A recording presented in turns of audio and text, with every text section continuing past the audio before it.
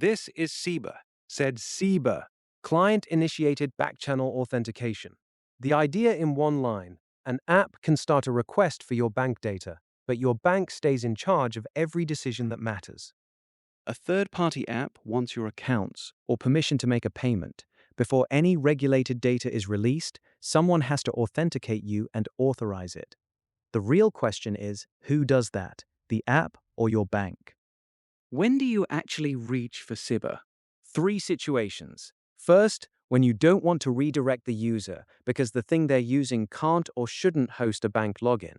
A kiosk, a smart TV, a command line tool, a server, an AI agent. Second, when you'd rather approve on a different device than the one you're buying on. Pay at a till or online on your laptop, but authorize on your phone. And third, when consent doesn't have to happen right this second at all.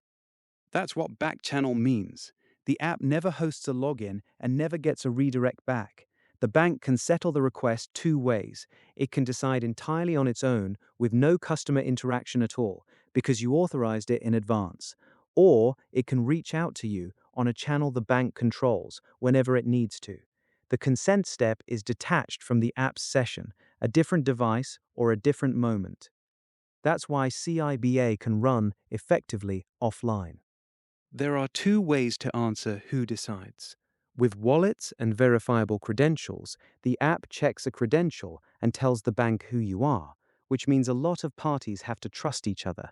Every app has to trust the wallets, and the bank has to trust the wallets, the credential issuers, and the app.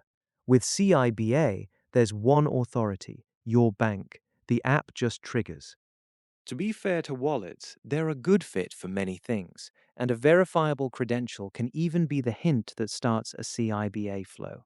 The two compose. Emerging European digital identity specs are adding transaction signing, but they need far more trust service plumbing across more participants before they're usable at scale. CIBA is simpler, it works today, and where a mature wallet exists, it can slot in as the identifier without changing who's in charge. And here's the thing, none of this is hypothetical or years away. CIBA is already baked into the open banking and open finance standards in the UK, in Australia, and in Brazil. The rails exist today. They are just massively underused. There's no new trust framework to build. The standard is already there, waiting. Here's CIBA itself. The app sends a request to the bank. Then four things happen inside the bank. It works out which customer this is, it authenticates you, it shows you what you're agreeing to, and it signs the tokens itself. So that's the rule for everything that follows. The app triggers, the bank decides. Recognize, authenticate, consent, issue. All of it stays with the bank, and the audit trail has a single source. One thing before we go further. We're using a bank as our example, but nothing here is bank specific. The party that stays in charge is whoever authoritatively holds your data or your identity. Call it the holder. It could be your telco, a government identity service, your health records, an investment platform. Wherever the question is, should this app be handed my data? The holder is the one who answers. We just happen to be showing you a bank. How does the journey start? Three shapes. The best is when a device scans something from you, a code that already carries which bank you're with, so there's no picker. Sometimes the device has to show you a code instead, and then, with more than one bank, it has to ask which bank first. Let's watch all three and be honest about that trade-off. Mode 1. An app triggers on your behalf, a till, a server, even an AI agent, knowing only your email. It initiates, then waits. Nothing's decided. Over at the bank, on your phone, you sign in, see the request, and approve. Only now does the bank issue a token. The handle was just a hint. The bank did the authenticating. Mode 2 is for when the app knows your bank but not you. A checkout kiosk that shows a code. Because the code points at a specific bank's claim page, with more than one bank, the kiosk has to ask which bank first. The kiosk shows a code and asks which bank. I pick mine. In real life, I'd scan this in my bank app. Here, I'll hand the bank the same ticket. The bank checks the signature, finds out who I am, and shows the request. I approve, and the kiosk completes. The kiosk never learned my identity.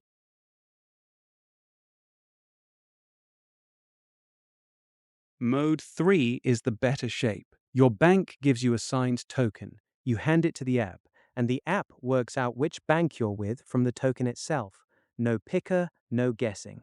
This is also exactly where a wallet credential could stand in as the token. Watch this. I mint a token at Aurora Bank. I give it to the app, which has never been told about Aurora, and it reads the token, discovers Aurora automatically, and routes there. I approve at Aurora. One app, any bank, zero prior setup, and the bank still decides.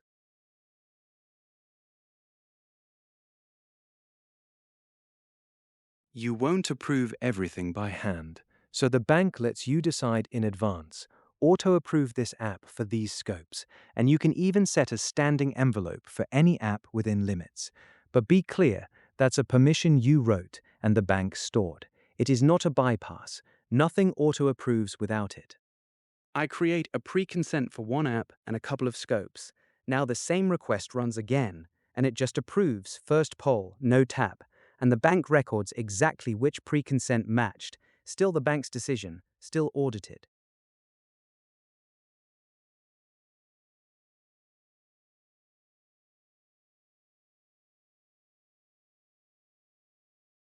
The same idea covers payments. Using rich authorization requests, you can set an envelope. Say, any app may charge me up to £5 5 times a day. The app sends what it wants to do, the bank alone decides whether it fits. The counters live at the bank, so the app can't game them. I've set a payment envelope. The app submits an intent, amount, and recurrence.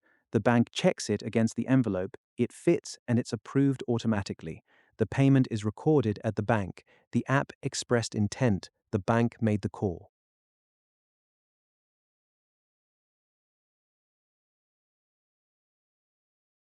And when nothing pre-matches?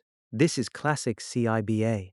The bank pushes the request straight to your logged-in surface. No separate authenticator app, no device pairing. That bank surface is the authentication device. Both sides live. I initiate on the left with nothing pre-approved. Watch the bank on the right. The request slides in real time. I approve there, and the app completes. The decision happened where your identity already lives. And the way the bank reaches you can be almost anything. A push to your bank app, yes, but equally a text message, a letter in the post, even pop into a branch this week. It can take as long as it needs, seconds or days. The person who started the request doesn't have to wait on the app. They may never even see the app's screen. That's what makes this inclusive. It brings people who aren't glued to a smartphone into open banking and data sharing. That is the real prize, the great enabler. Where does this land? Open banking payments from any app with the bank as the authorizer.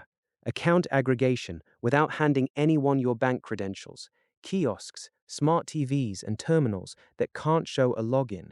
AI agents that trigger while you approve at your bank. And in every case, one clean liability story. The app can't fabricate authentication, manufacture consent, or forge a token. Here's the retail version. Your loyalty card is the hint. One scan identifies you and, within the limit you set, approves the payment. Scan your club card to pay. No app, and the bank still decides.